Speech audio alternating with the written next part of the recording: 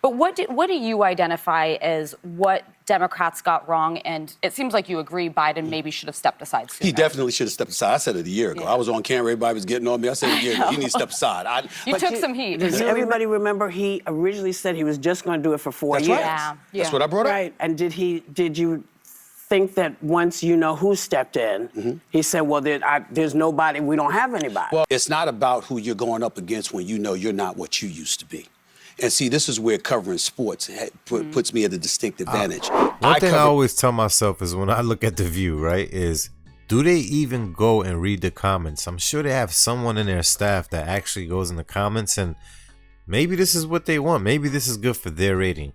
Maybe people not liking what they say actually gives more content, and, you know, people actually engage into the content, because I don't like anything that they put out. Here's some of the comments right here that you're going to see. It's not ridiculous to not want males competing against our daughters and sisters. I guess that was a sarcastic comment. Sonny, you need to read the room. Of folks struggling to make ends meet don't have time to deep dive into trans issues. Come on, lady, get off your high horse. Another one says, Sonny's strategy of calling everyone who disagrees with her uninformed and sexist and racist is exhausting. Actually, we are informed. We are not stupid. We are not racist. We just don't agree with you.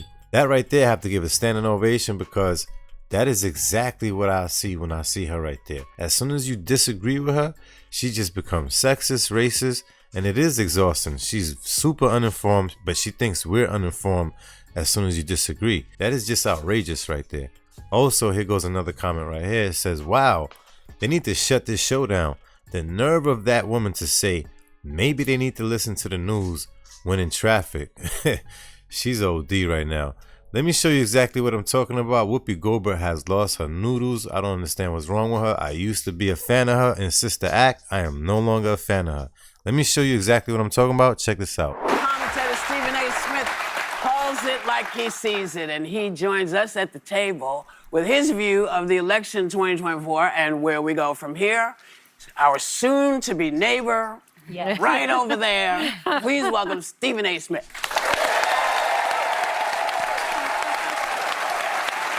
Hello, ladies. Stephen A., your thoughts on the election as it just went down? I was surprised at how lopsided it was. I was not surprised by the outcome. I saw the outcome coming from a mile away. You have to take into account, listen, we respect our president, Joe Biden, but when he said I saw it coming from a mile away, pause no diddy, I think we all did the minute she had Megan Thee Stallion, no disrespect, Glorilla, and I'm not shunning any of those artists. Listen, y'all came and did what y'all came to do as an artist, which is collect that money and get that check. I'm not mad at you, but you sold out and you were bought. For how much, I don't know. Was it worth it? We'll see. Here's the reality. He got into office. He promised to be a transitional president, to be a stopgap to pave the way for somebody else to come on board. Into the midterms, it was supposed to be a red wave. It did not happen. The Democrats was flying high. He felt the momentum because he was the incumbent. And instead of leaving, he decided to stay. When he decided to stay, the Democrats were in a quandary because they were expecting him to leave. Now he wants to stay.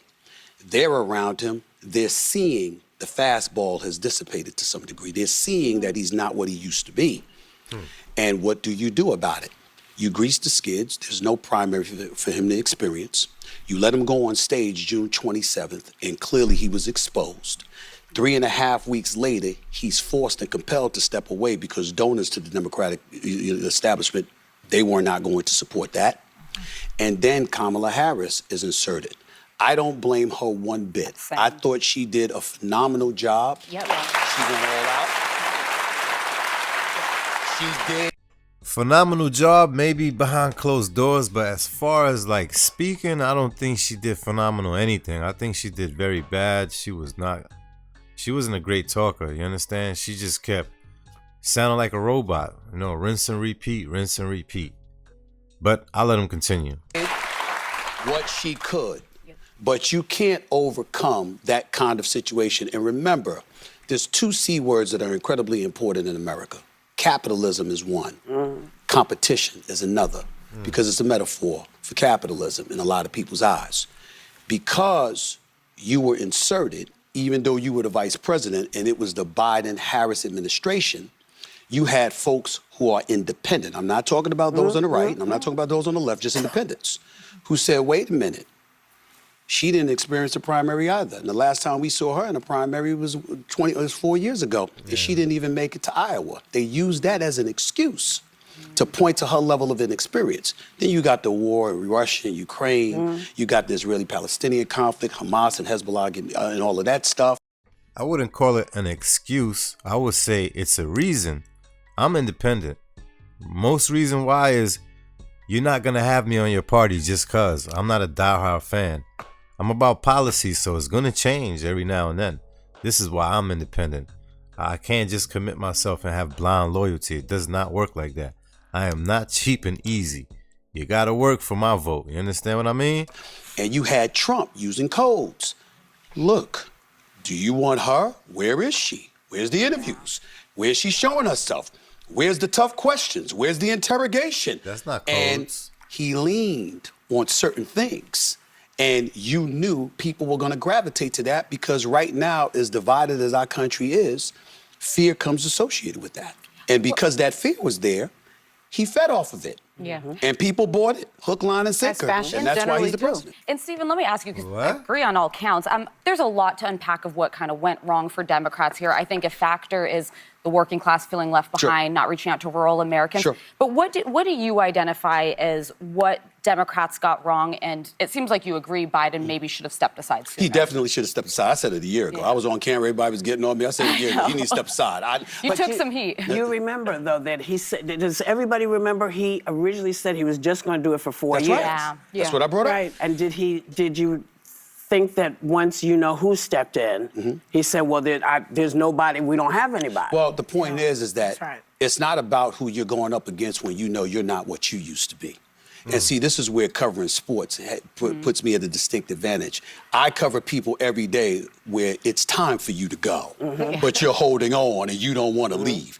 People who cover the world of sports are accustomed to seeing that all the time. And so now here you are, to answer your question directly, you are the left, you leaned and you were a prisoner to the extreme left in a lot of people's eyes. Well, guess what?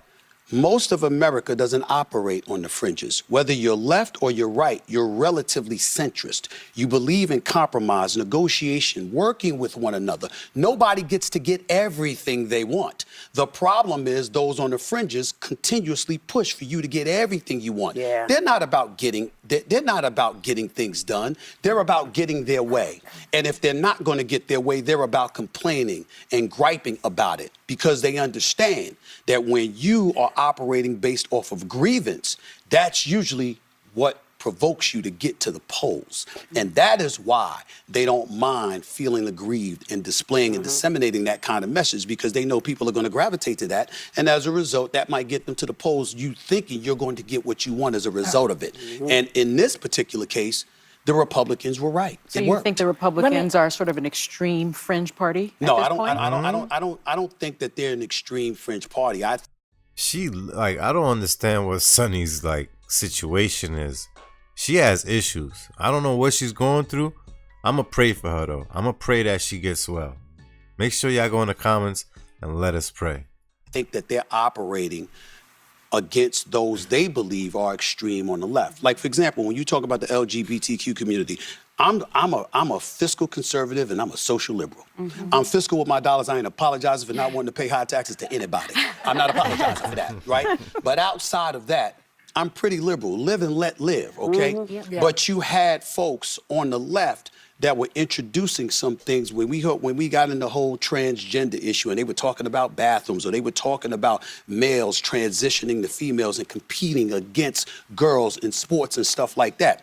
These That's are less than issues. 1% of the population. I understand that, But you know what? Add Aaron during the NFL. But see, but I think that's where the mistake is made. Yeah, 'cause- You're saying it's ridiculous. I don't disagree with you. Yeah. But most of the voters out there don't think like that. But that that means they don't have the information. Okay, but What? They don't have the information. What is Sonny even talking about? So basically, what she's saying is that they're not being correctly indoctrinated because they are disagreeing with the movement. They don't have the information that they should have to be manipulated with. That's what I'm getting with. That's what I'm getting from her. 90% of the voters don't have the information. If you're out there busting your tail to make ends meet and to pay your bills, and you're going to work every day, and you got a family to take care of, and you're in New York City, you're getting stuck 2 hours of your day, you're stuck in traffic. You understand? You got a whole bunch of stuff to go through. You don't have time to know what you and I know. Maybe you need to listen to the news when you're in traffic. Well, again, maybe I agree not. with Not be that. uninformed. Maybe you need to listen to the syndicated news that reads off of a teleprompter or a script. Okay, new form of indoctrination. I get it. It starts in school and then continues on the way to work. I get it. You listen to stuff that's going to take you away from the things that brings down your spirit. Like you And that's people. unfortunately what most voters Sports. are Let me ask you this: How Entertainment. No. Sorry, because Howard Stern says that he wasn't confident that the country was ready to elect the first female president because he knows, quote, how men talk behind closed doors about us. So we're very privileged to have a great guy here today. Yeah. What do men say about us behind Well, closed first of all, doors? Nothing Face bad. to our tell. faces. Yeah. Do tell. I don't hide, so no worries there. Here's the deal. I respectfully disagree with Howard Stern, only from the standpoint that I wish he had been more specific. Why don't you say white men? Because let me tell you something about black men. We love our mamas. I know that. We love, and we revere black women. And when we're trifling.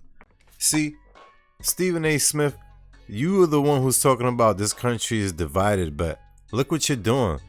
Howard Stern said something and automatically you said all white men. Come on, you should have just asked. I don't know. You should have just said, I really don't know exactly what he's implying. You're going to have to ask him. That is how you answer the question. You are not Howard Stern. Howard Stern is not you. Neither you know how y'all think. You understand? Neither one of you are inside of each other's brains.